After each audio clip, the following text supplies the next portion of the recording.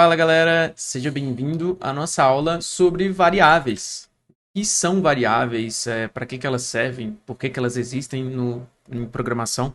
Em loja de programação é muito importante você entender que as variáveis são caixinhas. Exatamente, caixinhas que você vai poder utilizar ali no seu projeto.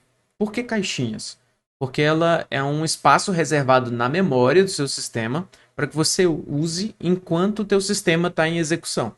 Isso mesmo, você pode criar uma variável e guardar valores ali naquela variável, naquela caixinha. Se eu fosse explicar isso para uma criança, eu poderia dizer, por exemplo, que seria uma caixinha de brinquedos. Imagina que você tem várias caixinhas onde você pode guardar várias coisas, lápis, bolinha colorida, mas no caso da programação, ela guarda valores, como números, textos e etc., para que você consiga usar essa informação para conseguir utilizar o seu sistema e fazer aquela sequência lógica que eu comentei, aquela sequência lógica de você trabalhar e alcançar um objetivo específico. Fazer uma sequência lógica e alcançar um objetivo específico no seu sistema. As variáveis em software é exatamente isso. Você consegue utilizar as variáveis para guardar informações.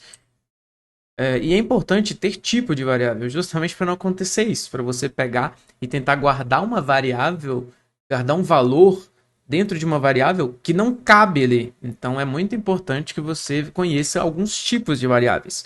Normalmente em programação temos tipos de variáveis numéricas.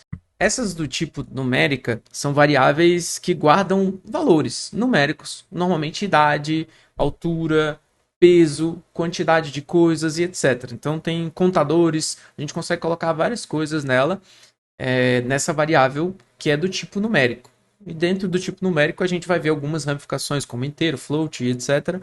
que você vai ver durante o curso.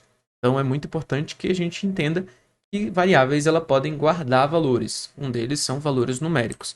Quais outros valores que se pode guardar como variável? Variáveis de texto.